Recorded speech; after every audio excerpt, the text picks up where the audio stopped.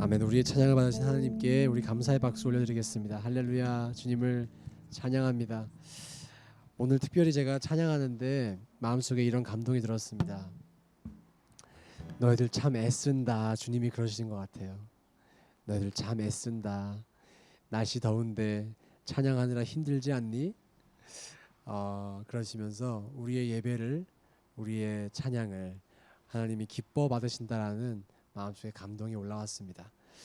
이 시간 우리와 이 자리에 함께 있는 우리 모두가 그 주님의 기쁨인 줄로 믿습니다. 아멘이시죠?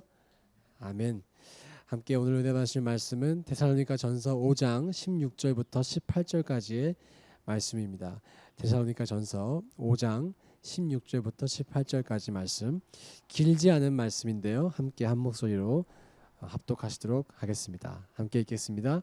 항상 기뻐하라. 쉬지 말고 기도하라. 범사에 감사하라. 이것이 그리스도 예수 안에서 너희를 향하신 하나님의 뜻이니라. 범사에 감사하라. 이것이 예수님 안에서 우리를 향하신 하나님의 뜻이라고 하십니다. 그 뜻에 관해서 설교하도록 하겠습니다. 여러분, 오늘 하루 집에서 일어나셔서 이 예배의 자리로 오시기까지 감사한 일이 혹시 있으셨나요?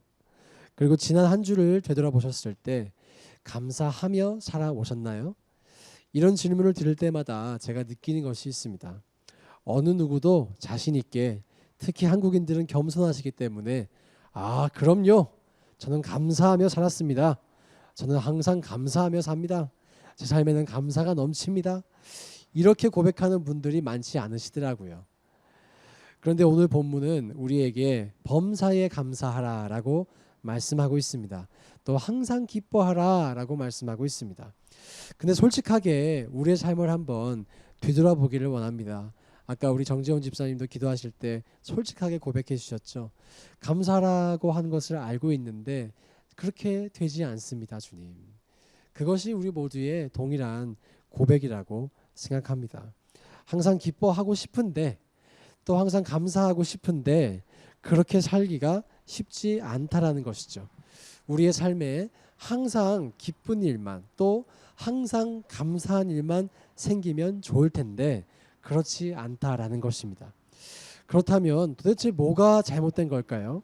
성경이 우리에게 하기 힘든, 애초부터 불가능한 명령을 하고 계신 걸까요?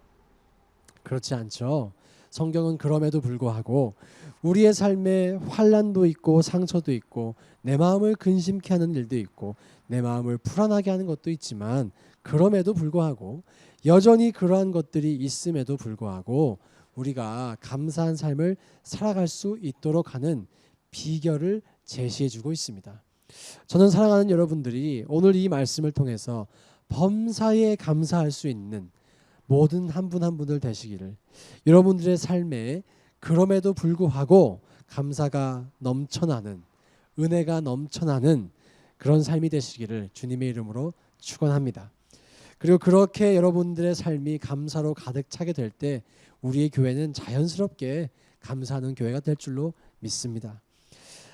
감사한 삶을 살아가기 위해선 성경이 말씀하시는 이 감사가 도대체 무엇인가, 감사의 본질이 무엇인지를 우리가 기억해야 할 것입니다. 사실 우리는 우리의 삶에 감사할 일이 있으면 감사하게 되어 있습니다. 우리가 감사한 일이 일어나면 그것에 대해 감사할 줄 아는 그런 에티켓과 매너는 하나님께 갖추고 있어요. 자녀가 예를 들어 좋은 대학에 간다거나 좋은 직장에 취직이 된다거나 평소에 원하던 일이 일어난다거나 오랫동안 기도해왔던 제목이 응답되면 우리는 누가 시키지 않아도 자연스럽게 감사를 하게 됩니다. 그런데 오늘 본문에서는 이렇게 자연스럽게 나타내는 감사를 포함해서 감사의 특징을 폭넓게 설명하고 있습니다. 그것은 바로 감사가 저절로 하는 것이기도 하지만 사실 감사는 순종이라는 것입니다.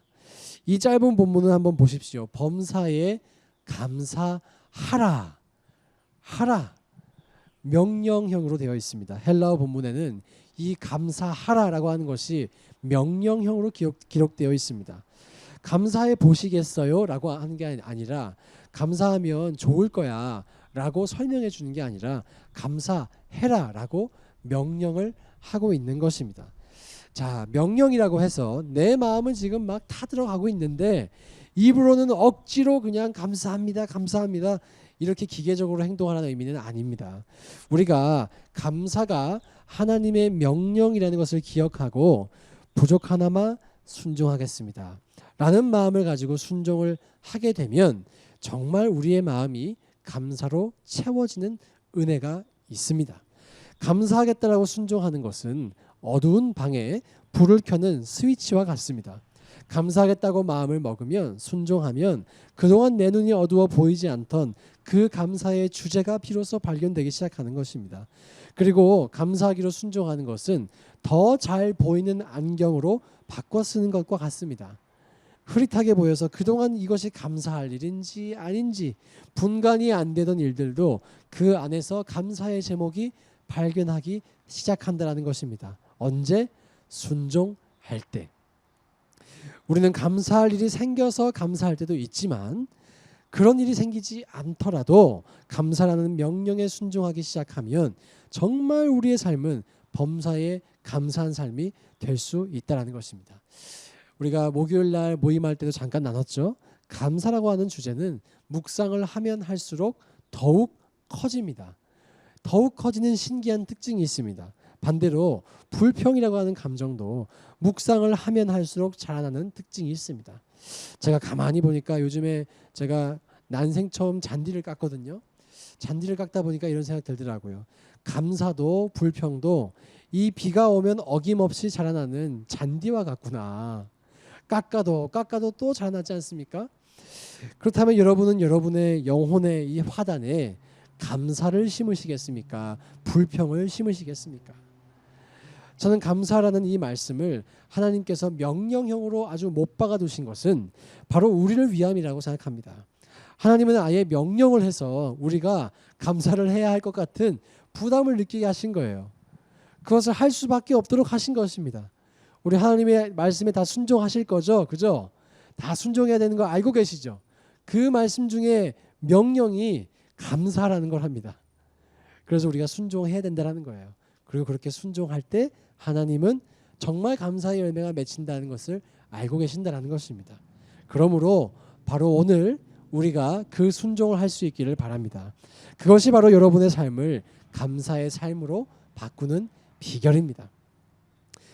오늘도 내일도 감사하기 위한 실천을 한번 해보시기 바랍니다. 특별히 가까이 있는 사람에게 그 실천을 한번 해보시기 바랍니다. 결혼을 하신 분들은 아침에 일어나서 혹은 밤에 잠이 드시기 전에 배우자를 향해서 나는 당신으로 인해서 이러이러해서 참 감사해요 라고 한번 말씀해 보세요. 참 유치할 수도 있지만 또 누군 또 어려워하시더라고요. 근데 이 감사의 표현이 관계의 변화를 가지고 옵니다. 내 배우자가 없다 그러면 부모님께 그 감사의 표현을 해보십시오. 또 다른 주변에 가까운 분들에게 그 표현을 해보시기 바랍니다. 여러분의 배우자나 부모님이 그 말씀을 들으시고 미쳤어? 왜 그래? 이렇게 말씀하시지 않으세요. 설사 말은 그렇게 해도 여러분의 감사로 인해 그 마음에도 그분들의 마음에도 감사가 심겨지는 것입니다. 이게 감사는 전염성이 있어요. 우리가 지금 코로나만 전염될 게 아니라 빨리 감사를 전염시켜야 됩니다. 여러분의 삶에 감사가 전염돼야 되고 주변에 있는 분들에게 이 감사가 퍼져나가야 됩니다. 이러이러해서 당신에게 감사해요. 이런 고백을 여러분 한 주간 살아가시면서 꼭 실천해 보시기를 바랍니다. 그렇게 될 때 우리의 삶에 감사가 풍성해지시는 그 열매를 체험하실 수 있으실 것입니다. 감사는 순종입니다. 여러분 모두가 감사할 일이 있을 때만 감사한 사람이 아니라 순종해서 범사에 감사하는 성도들 되시기를 주의 이름으로 축원드립니다. 두 번째로 감사는 기억입니다. 우리의 삶이 평탄할 때는 순종하는 마음으로 감사한 것이 사실 어렵지 않아요. 별일 없을 때는 감사하라니까 감사해보자 그렇게 하는 것이 어렵지 않습니다. 근데 우리의 삶에 어려운 일이 일어났을 때 감사를 순종하기가 쉽지 않습니다. 바로 그런 상황에서도 우리가 순종으로 감사하기 위해선 여러분이 이전에 받았던 은혜를 기억하셔야 합니다. 지금까지 우리의 삶에서 받았던 셀 수 없었던 그 은혜를 기억하셔야 됩니다. 그 은혜를 기억하면 우리가 불평할 수 없다는 것을 깨닫게 됩니다. 그 은혜들을 기억하면 우리가 얼마나 큰 은혜를 입은 사람인지를 깨달을 수 있습니다. 때때로 우리의 신앙의 회복은 바로 우리의 기억력의 회복에서 출발할 때가 있습니다. 내가 받은 은혜를 기억하고 내 인생에 넘쳐났던 그 감사의 제목들을 기억할 때 고난 중에도 감사할 수 있는 거예요. 절망 중에도 소망을 품을 수 있는 거예요. 우리의 삶에 은혜가 없었던 것이 결코 아닙니다. 이 자리에서 우리가 오늘 예배할 수 있는 것도, 또 오늘 우리가 미국이란 나라에 살고 있는 것도 모두가 하나님의 은혜로 가능한 것이죠. 그런데 인간이란 동물은 망각의 동물이라서 너무나 많은 것을 잊어버리고 사는 것 같습니다. 받았던 은혜도 잊어버리고, 감격도 잊어버리고, 감사도 잊어버리고, 지난주 들었던 설교도 잊어버리고. 참고로 제 설교는 많이 잊어주세요. 그래야 제가 했던 말 또 하면서 또 설교할 수가 있습니다. 그리고 여러분 그 사실 아세요? 사실 사람이 기억을 잊어버리는 게 어느 정도 정신 건강에도 좋다라고 합니다. 정신과 의사들이 그렇게 말하더라고요. 과거의 슬픔과 고통도 함께 잊어버리기 때문이래요. 그러므로 지금 너무 힘든 일을 겪고 있다고 해서 낙심할 필요가 없는 까닭은 지금의 고통도 여러분이 언젠간 잊어버리실 수 있기 때문입니다. 그래서 어느 정도는 잊어버리는 게 좋다고 말합니다. 그런데 잊어버리는 것과 잃어버리는 것은 차이가 있습니다. 한국말 아시죠? 잊어버리는 것과 잃어버리는 것은 차이가 있습니다. 한국어에서 잊어버리다라고 할 때는 기억을 잊어버리다라는 말로 쓰이죠. 영어로는 forget입니다. 반면에 잃어버리다라는 것은 돈을 잃어버리거나 길을 잃어버리거나 아이를 잃어버리는 것 같이 존재하던 실제 대상이 사라질 때 사용합니다. 영어로는 lost가 되겠죠. 그렇다면 은혜는 잊어버리는 걸까요? 아니면 잃어버리는 걸까요? 은혜는 잊어버리는 걸까요? 잃어버리는 걸까요? 1번 잊어버리는 것이다. 2번 잃어버리는 것이다. 3번 둘 다이다. 3번입니다. 둘 다입니다. 은혜는 잊어버리는 순간 잃어버리게 되어 있습니다. 우리가 forget 하는 순간 lost 하게 되어 있습니다. 우리가 잊어버려야 할 일도 있고 잊어버리고 싶은 기억도 우리의 삶에 있을 수 있지만 그런 일들은 하루빨리 잊어버리십시오. 그러나 우리가 받은 은혜만큼은 잊어도 안 되고 잃어도 안 될 것입니다. 우리의 삶에 베풀어 주신 감사의 제목만큼은 잊어도 안 되고 잃어도 안 될 것입니다. 제가 청년사역할 때 어떤 친구가 저에게 찾아와서 이제 이런 부탁을 많이 했어요. 이 직장 정말 취직을 하고 싶은데 간절하게 기도해달라. 가능성이 없다. 진짜 하나님의 은혜가 필요하다. 그래서 열심히 기도하죠. 그리고 정말 취직이 됐대요. 할렐루야 감사하다. 그리고 한동안은 너무너무 해피하게 사는 거예요. 근데 얼마 뒤에 시간이 지나서 찾아와서 또 다른 기도 제목을 말합니다. 이 취직한 것 때문에 너무너무 힘들다는 거예요. 일하기가. 상사가 괴롭히고 동료가 괴롭히고 못 살겠다 못 살겠어 이제 그러기 시작하더라고요. 제가 그래서 그렇게 상담을 할 때마다 저는 그 친구에게 다른 것을 하지 않고 리마인드를 시켜주었습니다. 몇 달 전에 너가 취직만 하면 이 온 세계 선교를 막 다 감당할 것처럼 그렇게 마음 먹던 모습을 다시 한번 리마인드 시켜줬어요. 얼마나 간절하고 얼마나 기도했던 그 마음으로 바랬었는지를 그걸 리마인드를 시켜줬어요. 참 신기한 게 뭐냐면 그 기억을 회복하니까 그것이 리마인드 되니까 직장이 변한 것도 없고 상사가 변한 것도 없고 아무것도 환경이 변한 것이 없는데 다시 회사 생활이 재밌어졌다고 합니다. 무슨 일이 일어난 걸까요? 잊어버렸던 은혜와 잃어버린 은혜를 회복한 것입니다. 사랑하는 여러분, 우리가 은혜를 잃어버리면 우리가 그토록 바라고 원하는 일이 실제로 일어난다 할지라도 감사하기보다는 불평할 수도 있습니다.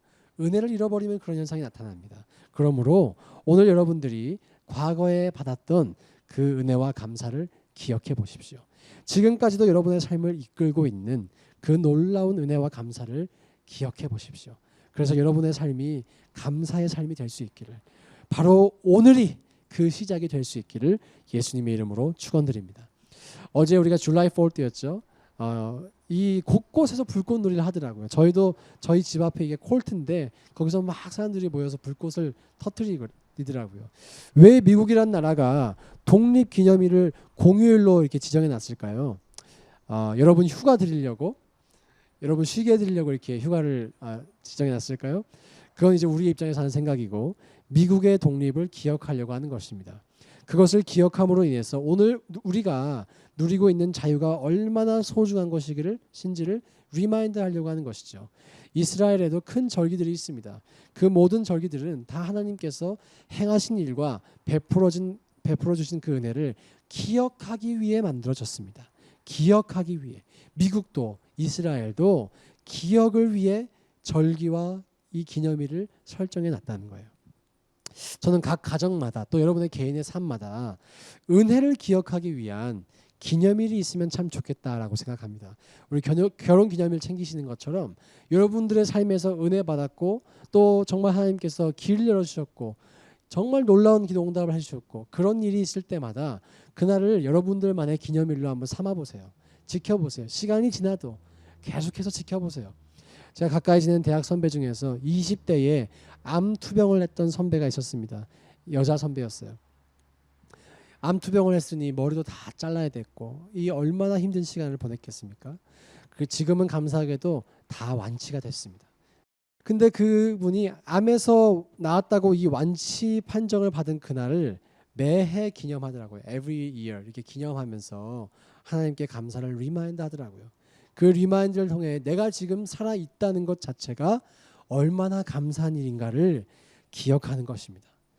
사랑하는 여러분, 여러분에게는 이러한 감사 없으십니까? 여러분의 삶에 그동안 이 구비마다 함께해 주셨던 흔적들이 있으시지 않으십니까? 그 은혜를 기념해 보십시오. 그 은혜를 정해 보십시오. 그 은혜를 날마다 내가 기억하려고 노력해 보십시오. 감사는 그때 회복될 것입니다. 제가 설교를 작성하다가 이 선배를 이제 생각해 보니까 저도 감사하게 되더라고요. 암에 걸린 적이 없다는 게 얼마나 감사한지. 암에 걸렸다가 낫는 게 감사해요? 아니면 아예 안 걸리는 게 감사해요? 아예 안 걸리는 게 감사하죠. 여러분들 중에도 저와 같은 고백하실 분들 계시겠죠? 아예 안 걸리는 게 얼마나 감사합니까? 그것만으로도 너무 감사한 거예요. 건강 주시면 너무나 감사한 것입니다. 혹시라도 여러분의 삶에서 내가 받은 은혜가 잘 생각이 나지 않습니다. 목사님 기억하라고 하시는데 뭐 애뉴얼 이렇게 뭐 애니버서리 셋업하라고 하시는데 기억이 안 납니다. 이런 분들 계시다면 우리가 기억할 수밖에 없는 은혜가 한 가지가 있습니다. 바로 십자가의 구원의 은혜입니다. 인간에게 하나님이 가장 주실 수 있는 큰 선물, 그 십자가를 기억하면 우리의 은혜, 우리가 잊어버렸던 그 은혜 우리가 회복할 수 있습니다. 구원의 감격 하나만 가지고도 평생 선교사로 살아갈 수 있습니다. 구원의 은혜 하나만 가지고도 평생을 감사하며 살아갈 수 있습니다. 우리의 삶에 감사가 있지 않다면 어쩌면 우리의 신앙의 가장 그 파운데이션인 기초인 그 구원의 은혜를 잊어버렸을 수 있습니다. 여러분 그 은혜를 오늘 회복하십시오. 가장 큰 구원의 은혜, 그 은혜만큼은 내 평생 잃어버리지 않으리라 결단하실 수 있는 여러분 되시기를 축복합니다. 신앙의 회복은 기억력의 회복이고 감사의 회복도 기억력의 회복입니다. 오늘 기억력을 회복해서 감사의 삶을 살아가시길 주님의 이름으로 축원합니다. 이렇게 감사는 순종이고 또 감사는 기억입니다. 마지막으로 감사는 믿음입니다. 감사는 믿음입니다. 믿음. 순종과 기억이라는 설명은 과거에 포커스가 있는 것입니다. 근데 감사가 믿음이라고 하는 것은 다가올 미래에 대한 것입니다. 여러분 지금 저마다 기도 제목들이 있으시죠?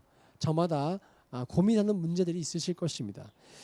예수님께서 마가복음 11장 24절에서 이런 말씀을 하십니다. 한번 잘 들어보십시오. 그러므로 내가 너희에게 말하노니 무엇이든지 기도하고 구하는 것은 받은 줄로 믿으라.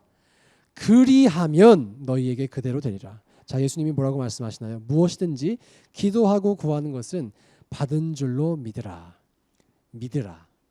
그리하면 너희에게 그대로 되리라. 여러분 기도 제목이 모두 다 응답된다면 여러분들 자연스럽게 감사하시게 될 것입니다. 근데 예수님께서 바로 그렇게 우리의 기도에 응답해 주실 수 있는데 조건이 한 가지가 있습니다. 여러분들이 이미 그것이 응답되었다라고 믿는 것입니다. 더 기도해라. 더 많이 기도해라. 더 봉사해라. 더 헌신해라. 더 많이 헌금해라.가 아닙니다. 믿으라입니다. 기도의 응답을 받기 위해서는 무언가를 더 하고 덜 하고가 아니고 믿어야 한다는 것입니다. 이렇게 여러분이 믿을 수 있다면, 하나님께 구한 것이 응답될 것을 믿을 수 있다면, 하나님께서 여러분의 필요를 채우실 것을 믿을 수 있다면, 하나님께서 여러분의 삶을 책임지실 것을 믿을 수 있다면, 여러분이 구하는 것이 1년 뒤에 이루어지더라도, 한 달 뒤에 이루어지더라도 감사의 삶은 바로 오늘, right now, 지금부터 시작될 수 있다는 것입니다. 여러분의 삶에 감사를 가져다 주는 것은 기도 응답이 아니라 그 기도 응답을 끌어올 수 있는 믿음이라는 것입니다. 일어나지 않은 소원도 일어나게 만드는 것, 그것이 바로 믿음이라는 것입니다. 제가 방금 읽어드린 본문이 마가복음 11장 24절이었어요. 그 바로 앞절, 앞에 두 구절, 24절 앞에 22절과 23절 한 번 더 읽어드리겠습니다. 22절입니다. 예수께서 그들에게 대답하여 이르시되, 잘 들어보세요. 하나님을 믿으라.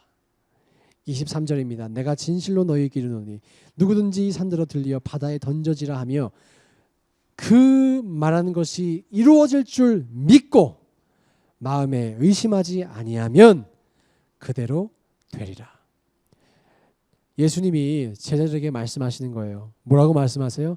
하나님을 믿으라. 그 예수님이 지금 우리에게도 말씀하신 줄로 믿습니다. 하나님을 믿으라. 믿을 때 기도는 이미 응답된 것이다. 여기서 다시 한번 확인되는 믿음의 원리가 무엇입니까? 기도해서 응답이 되면 우리가 믿음이 생기는 그게 아니고, 기도하고 믿으면 응답이 된다는 것입니다. 믿을 때 응답이 된다는 것입니다.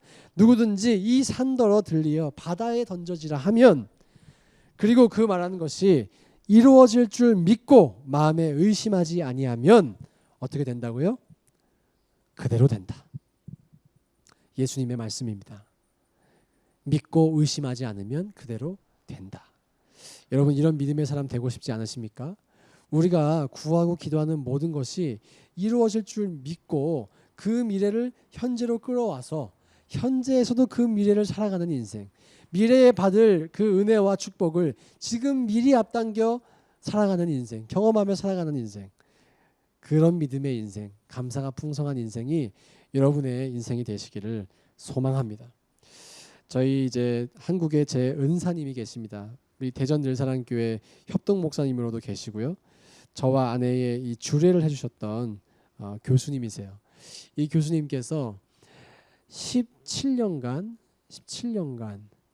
더 시간이 길 수도 있겠어요. 침례신학대학교에서 매주 수요일 정오에 12시에 기도 모임을 인도하셨습니다. 하루도 한 주도 빠짐없이 어마어마한 시간을 인도하신 것이죠. 신약학 학자이시고 정말 샤프하시고 학문적으로 탁월하시고 하버드에서 공부하셨고 그런 분이셨는데, 이분이 성령의 체험을 하시고 정말 자기가 신약학자로서 이 성령의 증인이 되어야겠다, 그러면서 이제 후학들을 그렇게 양육하신 것이죠. 오랜 시간 동안 꾸준하게 양육하셨고, 저와 아내도 그 기도 모임에 갔다가 눈이 맞았다라는 사실, 그래서 주례까지 받았습니다. 그분이 정말 기도하시는 분이시고, 제가 안수를 받거나 그분께 중보기도를 받거나 할 때마다 제 속에 있는 정말 이 성령의 충만함이 회복되는 그런 경험을 많이 했었거든요.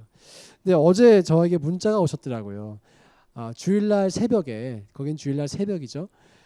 새벽 기도 마치고 이제 문자를 보내셨어요. 제가 읽어드리겠습니다. 이 목사, 오늘 새벽 기도 시간에 감동이 있어 문자하네. 그곳에서 시작된 자네 사역을 통해 주님께서 큰 일을 행하실 것이네. 자네 사역을 통해 한인 교포들을 축복하실 뿐 아니라 종교다원주의와 젠더주의에 파괴되고 해체되고 있는 백인 교회들을 치유하고 부흥시키는 일도 하게 될 것이네. 그러니 큰 뜻을 품고 이중 언어를 사용하여 복음을 전파한 사도 바울 같은 일꾼이 되기 위해 도전하게. 성령 충만한 주일 보내게. 제가 아멘 했습니다. 의심하지 않고 믿으려고 합니다. 그대로 될 줄로 믿습니다. 그리고 너무나 신기했던 것이, 제가 교수님께 그냥 소식만 전했지 지금 어떤 제가 고민을 하고 있는지 어떤 생각을 갖고 있는지 한 번도 나누지 않았거든요. 근데 그걸 어떻게 정확하게 아시고 이렇게 말씀해 주셨는지, 참 이런 게 성령의 교통하심이구나 하는 생각을 다시 한번 하게 됐습니다. 저는 아직 눈에 보이지 않지만 믿음으로 그것을 바라보기로 했습니다. 그러니까 행복해지더라고요. 미리 그 감사가 지금부터 경험되더라고요. 우리 언젠간 일본 선교 할 것입니다. 우리 언젠간 교회 개척할 것입니다. 우리 교수님께서 목사님께서 축복해 주신 것처럼 우리 많은 영혼들 회복할 것입니다. 그것을 믿을 수 있다면, 정말 그것이 이루어질 것이라고 의심하지 않는다라면 여러분 모두는 지금부터 그 감사를 누릴 수 있다는 것입니다.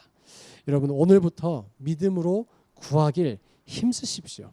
그리고 오늘부터 여러분들이 구하신 것은 이루어질 줄 믿고 의심하지 마십시오. 의심하지 않는 것이 미리 감사하는 것입니다. 응답될 것이 믿어지니 미리 감사하게 되는 것입니다. 그래서 감사가 믿음이라는 것입니다. 믿음이 있으면 감사하게 된다는 것입니다. 그런데 자, 이제 솔직하게 얘기해 봅시다. 너무나 아이러니하게도 그리스도인에게 가장 힘든 것 중에 하나가 하나님을 믿는 것이랍니다. 예수님이 하나님을 믿으라 라고 하시는데 우리가 너무 힘들어하는 게 하나님을 믿는 거래요. 예배에 나오는 것도 쉽고 봉사를 하는 것도 쉽고 성경 공부를 하는 것도 교리를 배우는 것도 다 쉬운데 정말 살아계신 하나님을 의심 없이 믿는 것, 그렇게 살아있는 믿음을 가지는 것이 이제 어렵다는 거예요. 봉사나 성경 공부나 교리 교육과는 조금 다른 차원의 일인 것이 사실입니다. 믿음을 가지는 것은 영적인 일입니다. 믿음을 가지는 것은 우리의 의지만으로는 되지 않습니다. 영적인 세계에서 일어나는 것이고, 그리고 믿음을 가지는 것은 어느 정도는 본질적으로 하나님께서 우리에게 주시는 선물이 분명합니다. 자, 그래서 감사를 하기 지금 믿음을 가지라라고 여러분께 말씀드리고 있는데, 그럼 도대체 이 믿음을 어떻게 가지나요? 이렇게 질문하실 수 있습니다.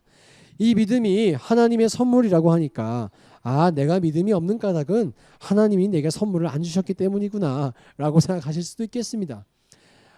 그럼 도대체 어떻게 해야 우리가 믿음을 가질 수 있을까요? 마가복음 9장이 바로 우리의 이런 문제에 대해서 답변을 주고 있습니다.